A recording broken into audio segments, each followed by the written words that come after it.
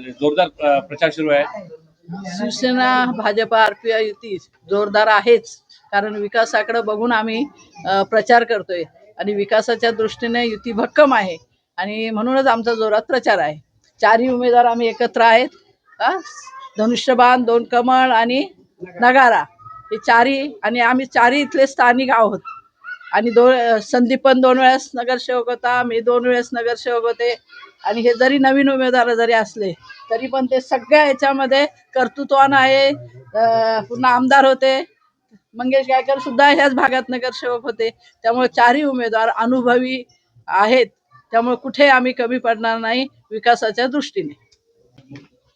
आज आम्ही इथे महायुतीचे उमेदवार प्रचाराला आलो आहोत ठाणकरपाडा एरियामध्ये आणि खूप चांगला प्रतिसाद आहे।